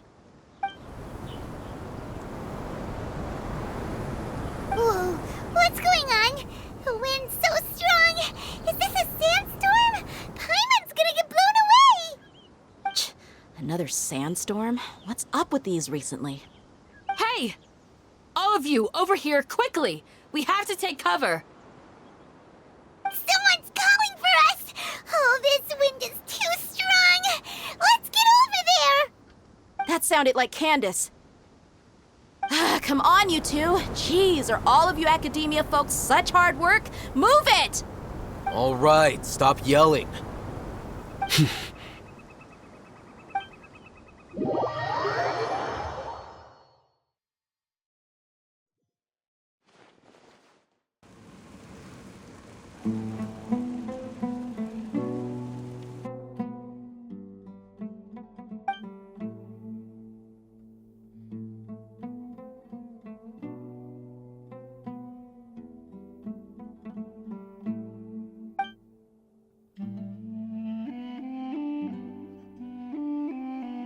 Well, this is pretty awkward. Hey, wanna play sardines with three people who wanna tear each other limb from limb? Sure, why not? Sounds fun. The air is so thick and heavy. Paimon can hardly keep floating anymore. My sincere apologies, everyone. This is the home of our village chief. I will have to ask you to make do with this small room until the sandstorm dies down. Please, let me introduce myself. I am Candace, protector of Aru Village. Our savior has come at last! Nice to meet you, Candace. The name's Paimon. Thank you so much for helping us. There's no need to thank me. It's only right to help each other when the weather gets rough. Wow, she's so gentle and caring, like a nice older sister. Unlike those guys over there. All right, now that we're all better acquainted, we should return to the topic at hand. As a guardian charged with the responsibility to protect my fellow villagers from harm, I was observing your conflict from afar, even before the sandstorm started. And now that you have set foot within our village itself, it is all the more my responsibility to make absolutely sure that you pose no threat whatsoever to us. So please, have an honest and sincere conversation with one another and put your hostile feelings to rest. If anyone dares to start anything again while they are under this roof, I will not hesitate to send them out for some quality time with the creatures of the sandstorm. Oh, on second thought, Paimon may have misjudged Candace's character. And that goes for you too, Miss Dia. Do I make myself clear? All right, we got it, Candace. That's what I like to hear. So, which of you will begin? I was supposed to be a mediator, but I might have gotten a little too involved just now. Anyway, one of those two should probably start talking. Wait, that was you trying to be a mediator? I have nothing to hide, so there's no shame in explaining myself. While Alhaitham wasn't wrong about the other Matra not knowing my whereabouts, it's not because I've been assigned a morally dubious mission. Rather, I've chosen to exile myself. Huh? Exile yourself? A little while ago, I discovered that there was data missing in the Academia's project planning and development files. What little they did report clearly did not match the project's actual progress. As General Mahamatra, I had the responsibility and authority to request an audit. However, to my surprise, the person responsible for the erroneous data was none other than Grand Sage Azar himself. I tried to investigate the issue myself before submitting a formal audit request, but I soon found that all leads and potential pieces of incriminating evidence were carefully concealed from me. I began to realize that they were cautious of me from the very beginning.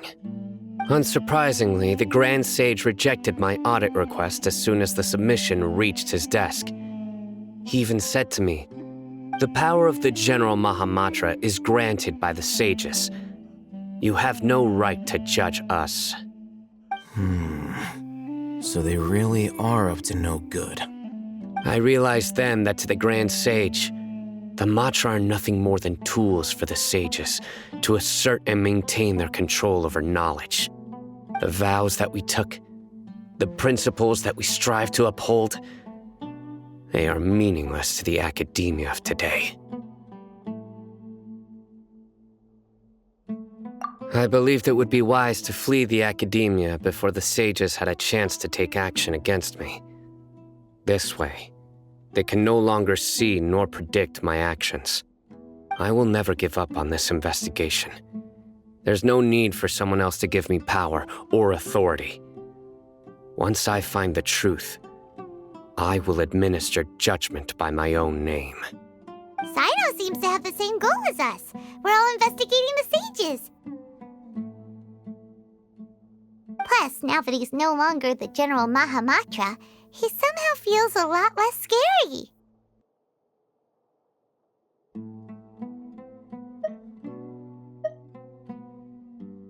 Well, Cyno, if that's your story, then why did you see Alhaitham as a target? When I was investigating the matter in the academia, I overheard a conversation between Alhaitham and a sage. The sages asked you to investigate a blonde-haired traveler. Do you dispute this, Alhaitham? What? Like many parts of the project, this assignment was undocumented. Now throw in your suspicious behavior with a divine knowledge capsule, and I think we deserve an explanation.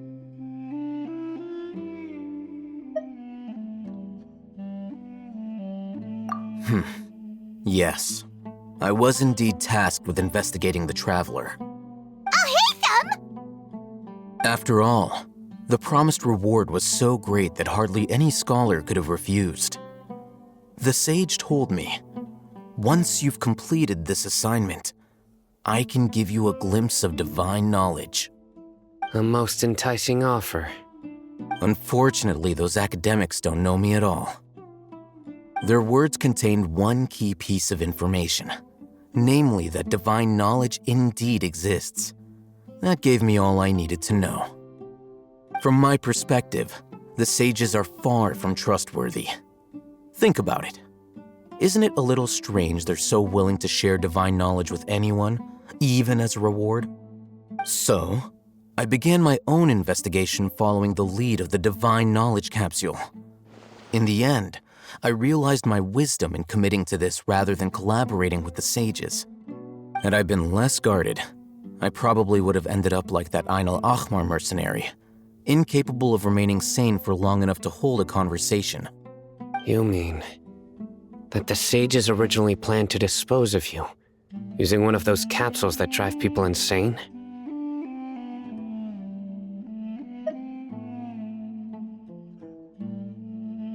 I'd already given up on the assignment by then. I only told the academia I was waiting in Port Ormos for you to appear so they wouldn't suspect anything. So it came as quite a surprise when I encountered my erstwhile target while investigating the divine knowledge capsule. Criminals do love to talk about coincidences. Even though I ran into the Traveler by chance, I had no intention of providing assistance to the academia. Also, you should remember, You were the ones who decided to follow me and strike up a conversation after I left that tavern.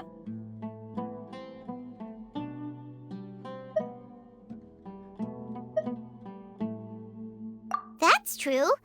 Alhaitham helped us out at Caravan Rebot as well. Maybe he's telling the truth. I'm willing to apologize if that's worth anything to you. I took the Divine Knowledge Capsule behind your back because I judged its existence to be a significant risk. I felt that it would be best for no one to interact with it before it had been properly studied. After all, curiosity often proves to be the most dangerous thing in this land. You should be well aware, Scribe Alhaitham, that curiosity can also lead you to danger and suspicion. Answer me this. Did the sages share any information about their project with you? Have I not made myself clear? You and I are both distrusted by the academia.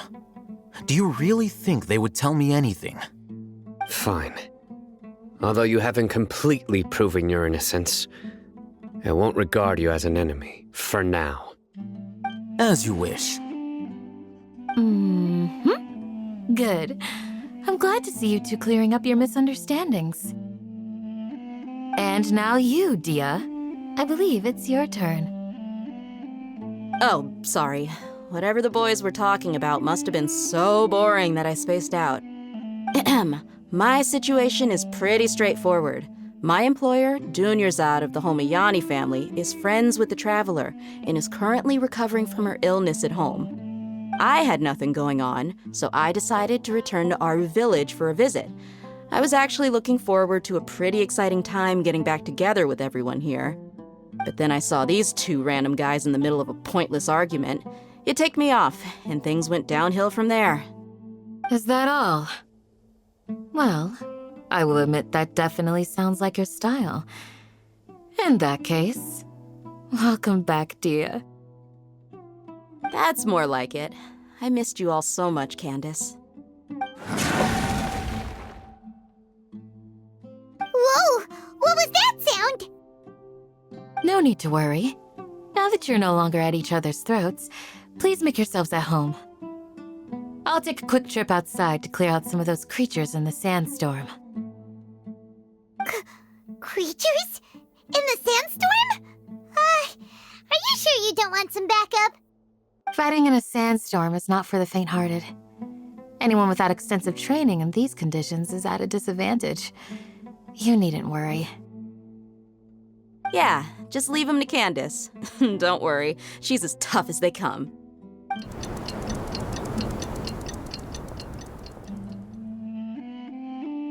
The wind's died down. That means the sandstorm's over, right? Candace still isn't back yet, though. Is she alright? Maybe we should go out and check on her. When you put it that way, even I'm starting to feel a little worried. All right, let's go. We've been here long enough, and the boys are as chatty as the floor.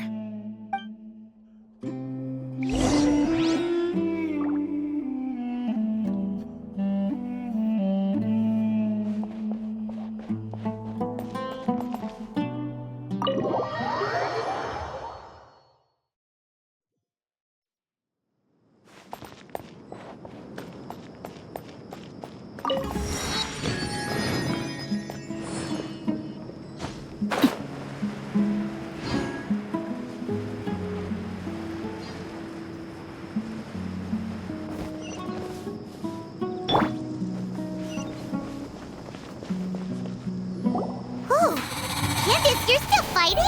You've been out here dealing with these creatures the entire time? Yes. They just keep coming in waves.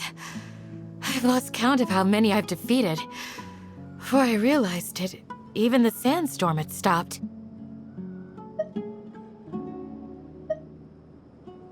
Here comes another wave! Leave this round to us.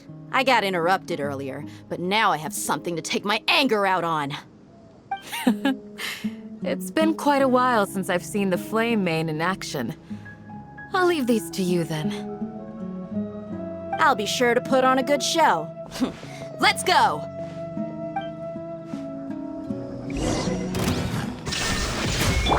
Laid bare.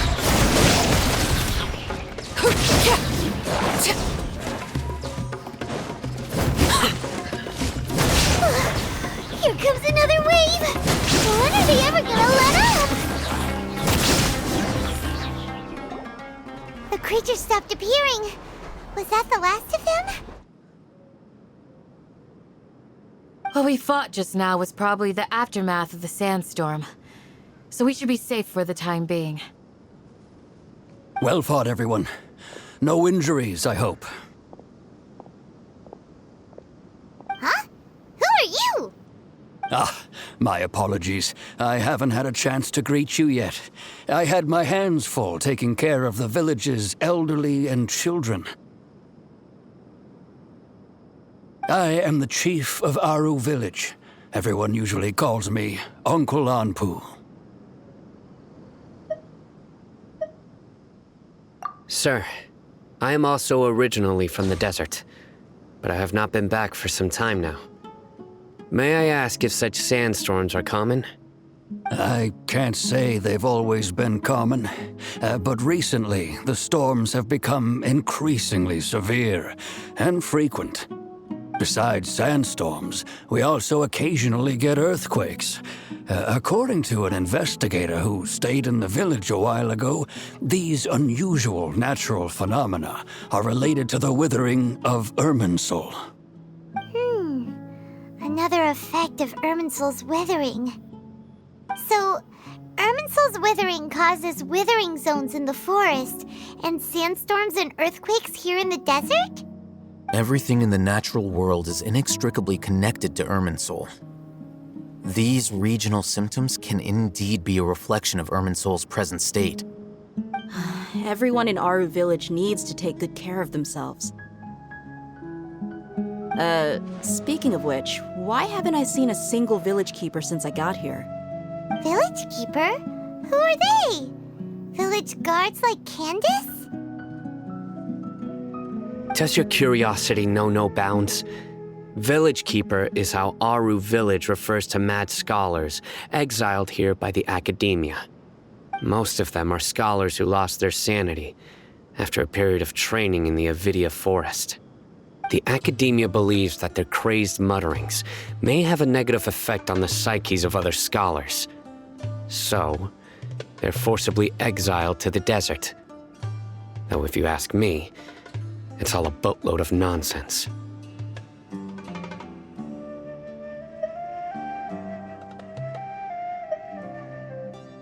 Alas, that's exactly what we've been trying to investigate. One by one, the village keepers have been mysteriously disappearing without a trace. But no one in the village has ever seen them leave. If you're planning to stay around the village for the next few days, I'd appreciate it if you could keep an eye out for them. I've had encounters with those people in the past. I'll see what I can do to help. The Matra are the ones responsible for their exile. Now that you're no longer with them, are you trying to alleviate your guilt and atone for your past sins? I'm fascinated by how you think. Mock me if you will, but if you are guilty, I will eliminate you, regardless of my position or identity. Oh, you're the former General Mahamatra. You must be an expert in these kinds of investigations. Thank you for your help. Is it because you're reminded of Hypatia? Oh, these poor scholars. First they lose their sanity, now this! We need to help get them back home, safe and sound. But, is it really a good idea to tag along with Cyno? You seem like you really don't trust him.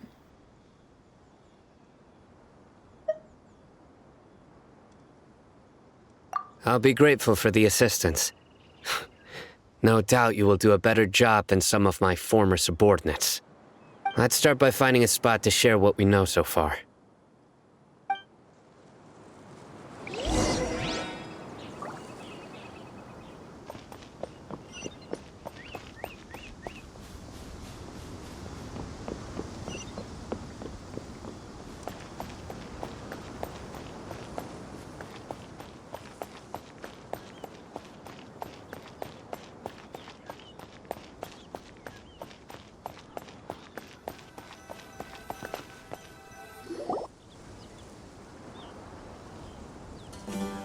Although I've sent myself into exile, I'm still doing essentially the same things as before. Do you still have any questions for me before we start our investigation? One of my former subordinates told me that this title has its origins in a strange incident. The Academia has long exiled mad scholars to Aru Village. A mysterious phenomenon exists here. When mad scholars first arrive, they are as incoherent and deranged as before. But after spending some time here, they invariably begin to calm down. Initially, the people of Aru Village greatly resented having to take in the mad scholars. But a strange incident one night changed that. Aru Village was struck by the strongest earthquake in living memory. Seeing buildings on the verge of collapse all around him, the then chief of the village was preparing to take everyone to safety. Suddenly, he noticed a mad scholar crouching in a corner, caressing the ground with his hands. A soft, green light radiated from him, like a divine glow against the backdrop of night.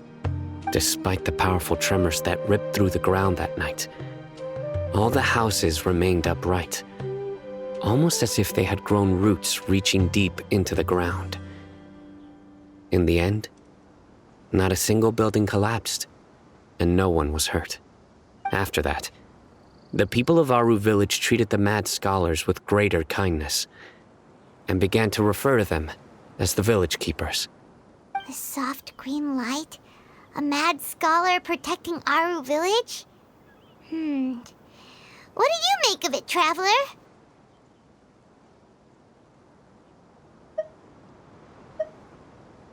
Paimon thinks so too. Actually, Cyno, do you know if any of the mad scholars continued to wear their Akasha terminals at Aru Village? In theory, they would continue wearing them so the Academia could still monitor their activities.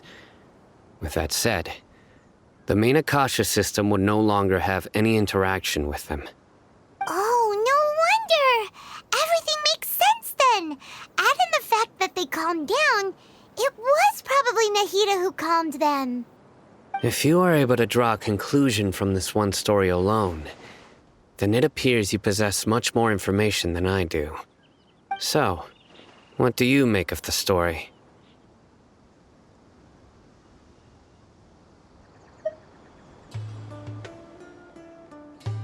Really?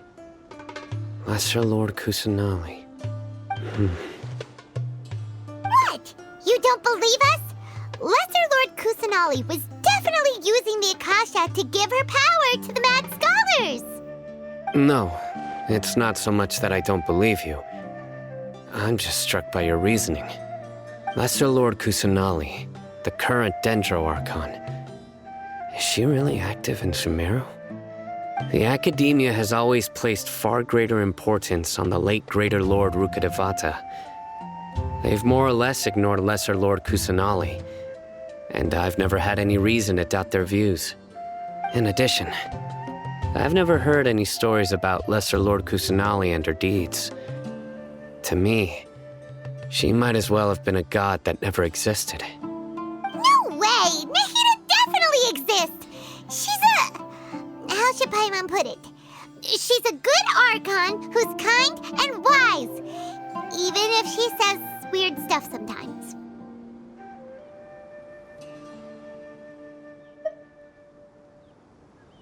I've spent many years interrogating criminals, so I can easily tell when someone is lying. Good! Then you should know that we're telling the truth! That look in your eyes. I've never seen that from a liar. You two really must have met Lesser Lord Kusanali. How can this be? To think, our Archon has been amongst us this entire time. Alright, now it's our turn to put our skills to good use for this investigation. But easier said than done, especially since we don't have any leads. Maybe we can start by knocking on some doors. Excuse me, are you here to help me find my grandpa? Huh? Who are you? By the sounds of it, a resident of this village. My name is Isak. You'll help me find my grandpa, right? Is your grandpa a mad scholar? Hey, don't say that. Grandpa is just Grandpa. Why do you have to call him that? It's not like he's a bad person or anything. The person you're referring to is not a local, yet you are. Why do you call him Grandpa? Grandpa is just Grandpa. He's my family. I heard everything you said to the village chief. Please, you gotta take me with you. I want to find my grandpa. I swear I'll help. I won't be a nuisance. Ah, so you're the one who was eavesdropping on us around the village chief's house. I was planning to go out and take care of whoever it was, but I had a vague feeling that they didn't harbor any ill intent. Whoa. Alhaitham wasn't kidding about Matra having sharp senses. Cyno, he's just a kid. All he wants is to find his grandpa. Let's find a way to help him. Sorry, I was only listening in because I wanted to know where Grandpa went. Honest, if you don't believe me, you can ask Miss Candace. All right. But first, let's confirm the facts with Candace.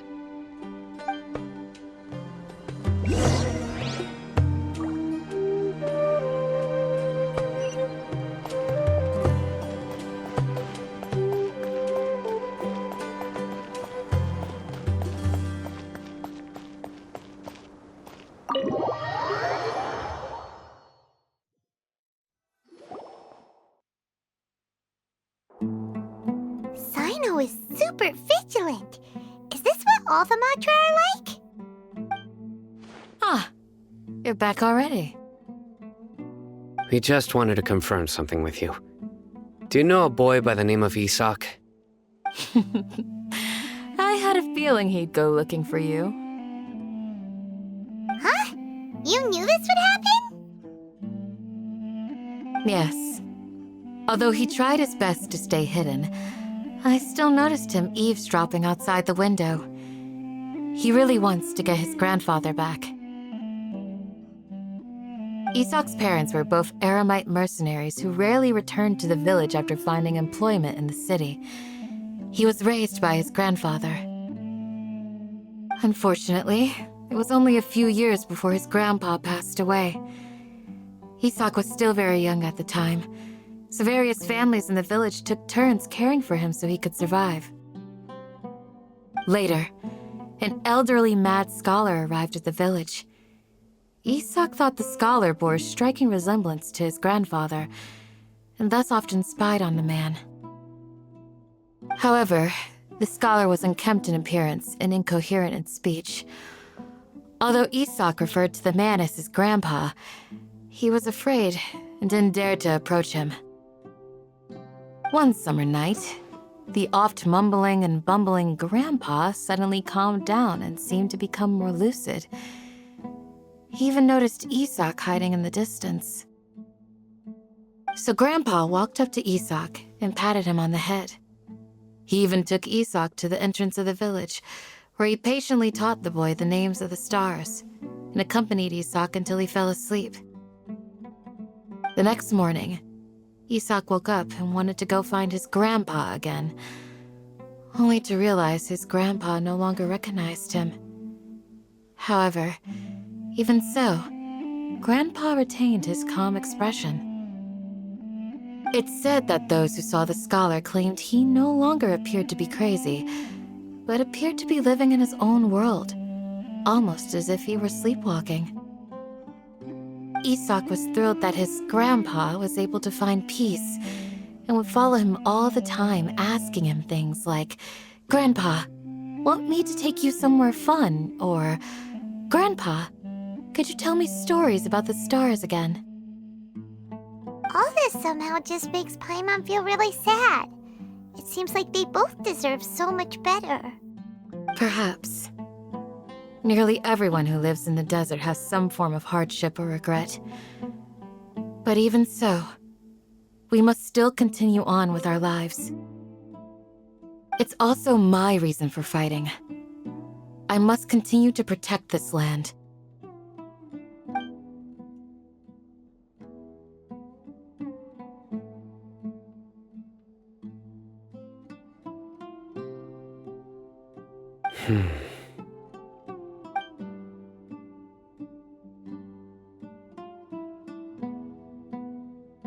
Maybe the people have always had a considerate god watching over them. Huh? What did you say, Cyno?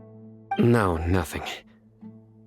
As long as Esau keeps his word and doesn't get in our way, we can take him along. Perhaps you are more compassionate than I gave you credit for. Please accept my thanks on Isak's behalf, Cyno.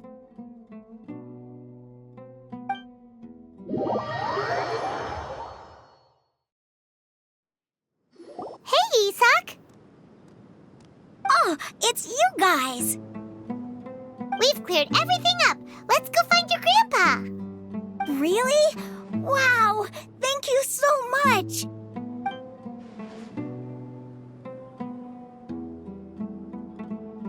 Yeah! All right. Let's ask the local residents some questions first.